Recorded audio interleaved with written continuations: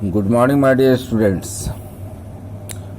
Today, in this chapter 6 electrolysis, we will start electrolytic refining of metals. What is electrolytic refining?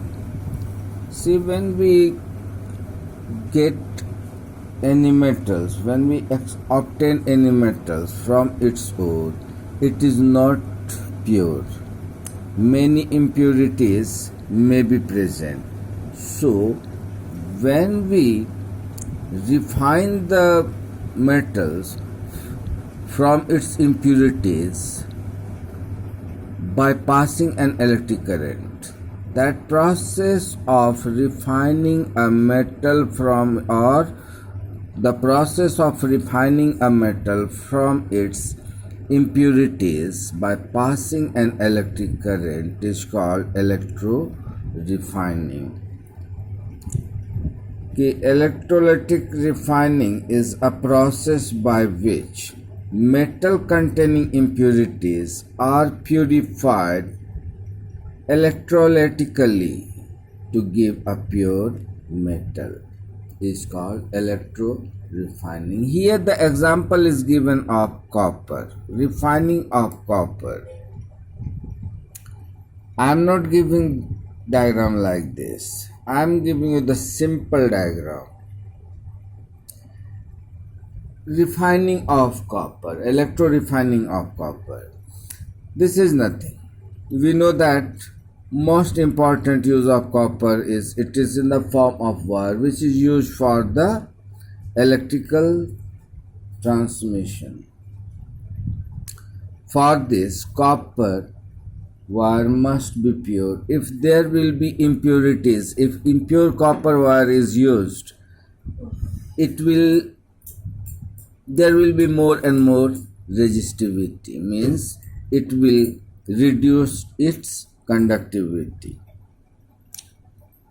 For that, what is to be done? Simple.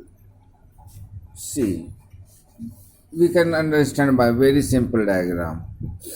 We connect it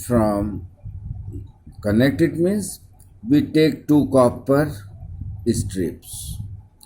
One will be pure, another one will be impure.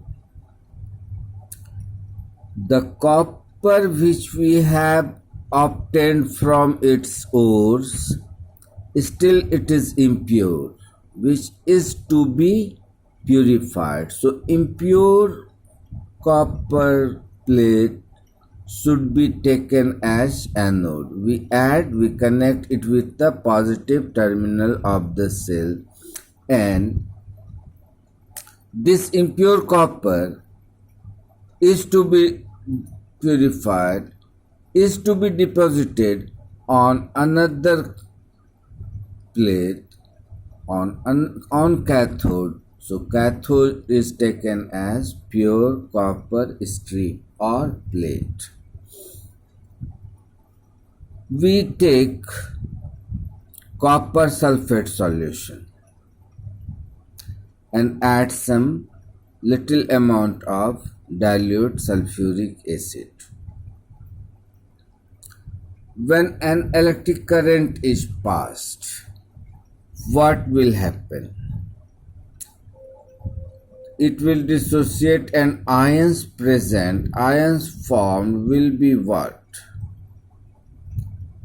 Copper ion and hydrogen ion will be here sulfate ion. Then what will happen at cathode? What happens at cathode? This copper and hydrogen, both copper and hydrogen ion, both the ions tends to go towards cathode, but this copper being lower in series, will migrate first, will migrate towards cathode, where this copper ion gains electron and becomes neutral, becomes discharged. Now what will happen at anode? At anode, this impure copper will go on losing electrons, will go losing copper ions, which will come into the electrolyte. As a result, this will be oxidized.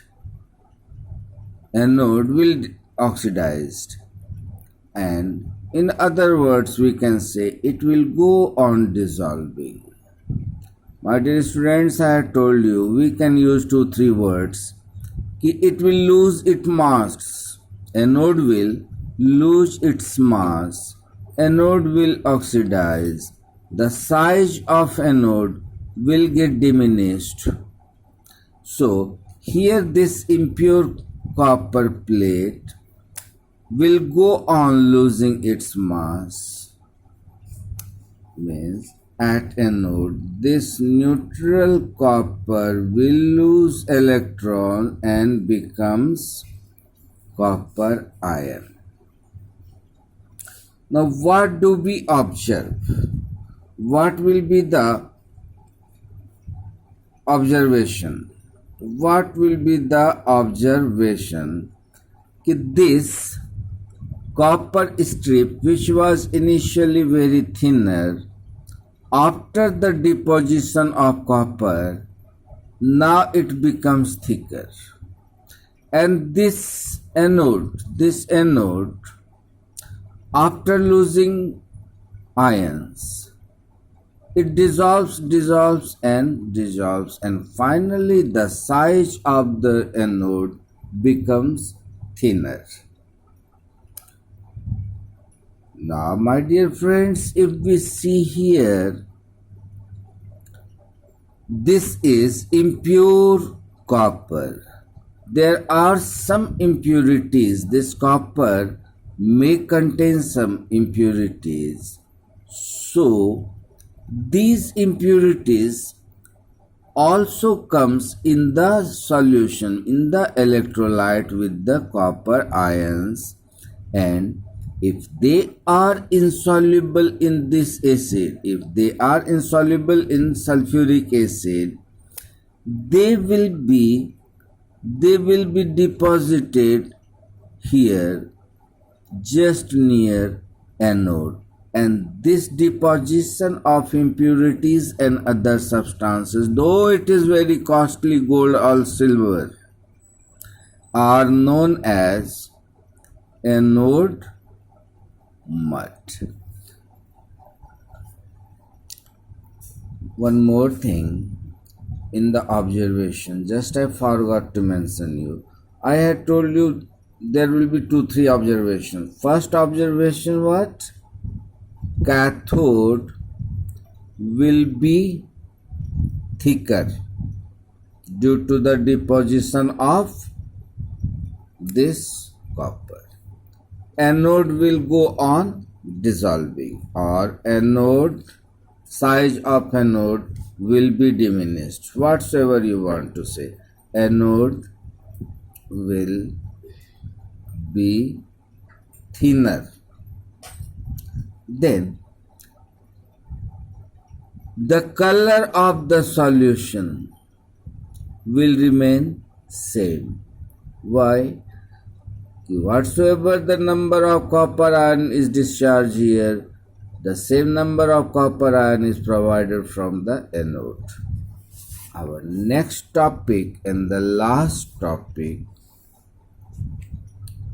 of this chapter is, now you can see this one also. Here, electrolyte, a solution of copper sulfate and dilute sulfuric acid. Cathode, it is made up of thin strip of pure copper. Anode, slab or plate of impure copper. When the current is passed through the electrolyte, the copper ion of the copper sulfate, they are attracted with cathode when they gain electrons and they get deposited on the pure copper strip. Means for this purpose we used to take pure copper strip. Impure copper strip loses electron and goes into the solution. Solution means electrolyte. Now what will happen? At cathode copper ion will get electrons and becomes neutral. They get deposited at cathode. And what about anode? Here it loses electron and becomes ions. These copper ions migrate to cathode. Already I have told you these things. These copper ions migrate to the cathode in the form of copper ions, and after gaining electrons they get discharged and they get deposited, and the net result is that gradually the impure plate of copper means anode get finished, get oxidized, get on dissolving, or it goes on diminishing in size, and thin strip of pure copper become thicker and thicker, and the copper deposited on the cathode is not this much percent pure. Now we can make it, we can change it, this copper deposited at cathode. Now we can mold it, we can make the articles whatsoever we want to make it. After the electrolysis is over, these strips are melted and transformed into the desired shapes. Now anode mud, I had told you some impurities get dissolved in the acids, while others, namely silver and gold, which are insoluble, they all collected near the anode, which is known as your anode mud. And after completion of electrolysis, they are collected ones. Metals like zinc, lead, mercury, silver, copper, they are purified by this process. Our last topic of this chapter will be electrometallurgy. More or less, this is also the same. Electrometallurgy and electrorefining both are not same but almost same. What is the difference?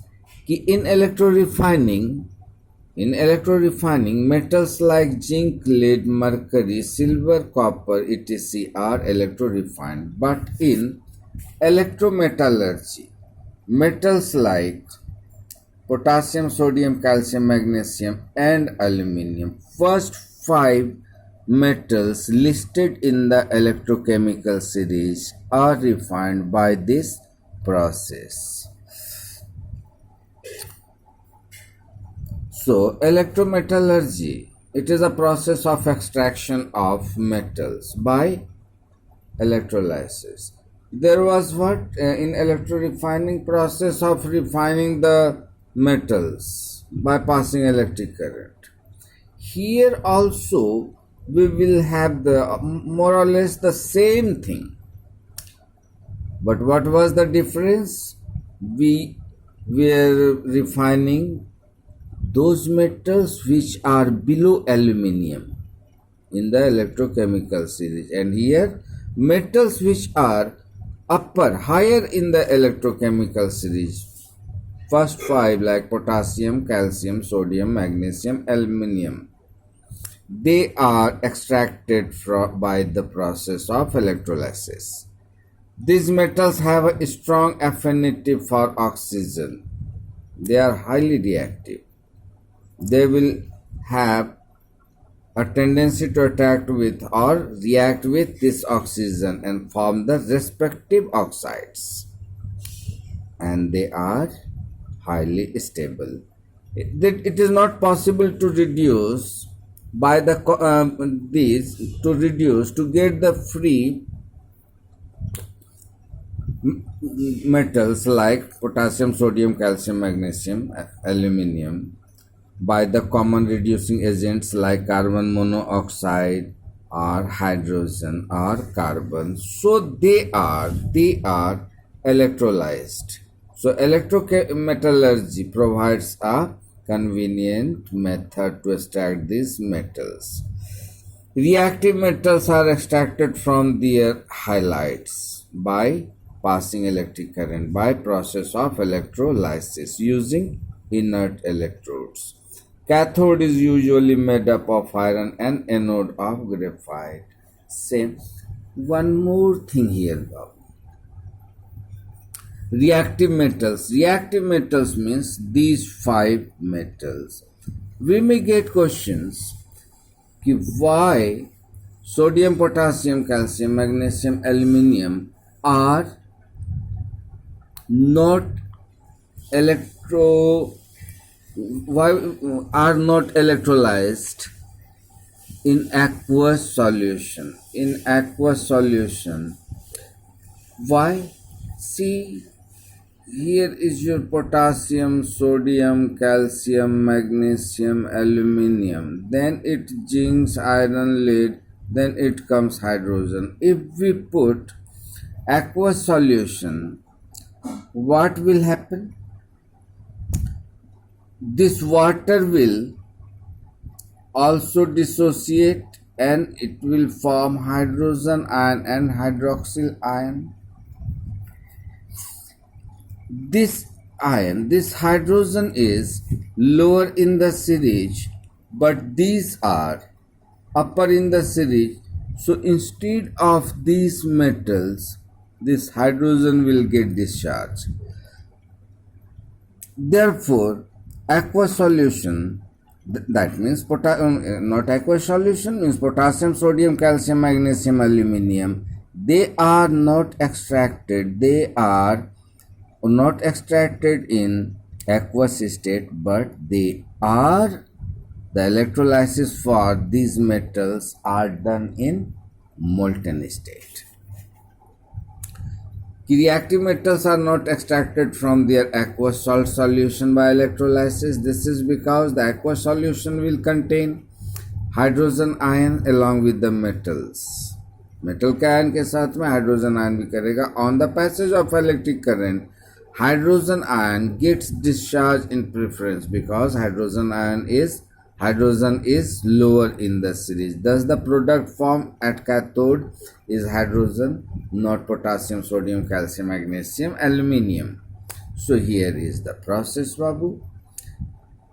Molten potassium bromide. What will be the reactions? At cathode, potassium will be this discharge. At anode, bromine will go and lose its electron, and two bromine atoms will combine to form a bromine molecule. For this sodium, same process. They all have the same processes of attraction. So here you will get one star mark. It is referred to what? 7.9.2 means about the extraction of aluminium. We will have a detailed idea in the chapter of aluminium. After potassium, sodium have the same. Fused sodium chloride is taken, sodium being positively charged, the sodium ion will migrate towards cathode, gains electron and get discharged. And at anode, chlorine ion, not chlorine ion, but chloride ion will migrate towards anode, will lose its extra electron and becomes neutral. Two neutral chlorine ions combines to form a molecule of chlorine. Likewise, magnesium, same thing.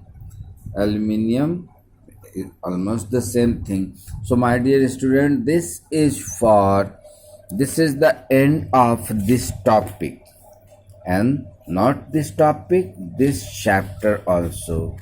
And this chapter is very important for the board exam. In fact, all the chapters are important. Wish you all the best. Bye bye.